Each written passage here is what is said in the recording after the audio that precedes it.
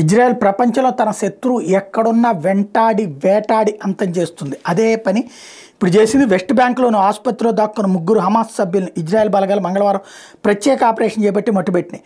జెనిన్లోని ఇట్న్సినా ఆసుపత్రిలో ఈ ఘటన చోటు చేసుకుంది. మరణించిన 3 వ్యక్తులు తమ జెనిన్ బ్రిగేడ్ సభ్యులని హమాస్ ప్రకటించింది. ఆసుపత్రిలోని 3వ అంతస్తులో మిలిటెంట్లు ఉన్నట్టు నిర్ధారించుకున్న ఇజ్రాయెల్ సైనికులు సిబ్బంది వేషధారణలో వచ్చారు. వాళ్ళతో పాటు కొందరు మహిళా సైనికులు హిజాబ్ ధరించి వచ్చారు. వాళ్ళు అక్కడికి చేరుకుని 3 మిలిటెంట్లను మట్టుబెట్టారు. మృతులోని హమాస్ మిలిటెంట్ మహమ్మద్ జులామ్నే కొంతకాలంగా ఈ ఆసుపత్రి వేదికగా చేసుకుని ఉగ్ర కార్యకలాపాలకు పాల్పడుతున్నట్టు ఇజ్రాయెల్ రక్షణ దళం పేర్కొంది. అతడి 2 సోదరులు ఈ ఆపరేషన్లో మరణించినట్టు తెలిపింది. భద్రతా కెమెరాలోని వీడియోలో 12 మంది సైనికులు వచ్చినట్టు కనిపించింది. వీరంతా మారువేషాల్లోనే ఉన్నారు.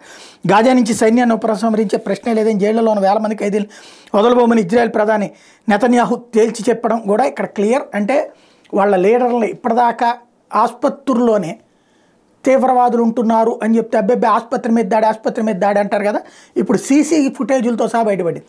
హమాస్ తీవ్రవాదులు లోపల ఉండి ఆసుపత్రిలో అక్కడ పేషెంట్లు అవడం ఉండడం, అవసరమైతే కింద ఉన్న నలుగురిని చూపెడతారనమాట.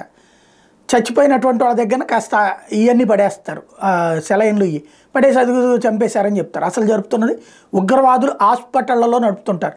అందుకని డాక్టర్ల రూపంలో వెళ్ళి వాళ్ళని లేపేసింది ఇజ్రాయెల్.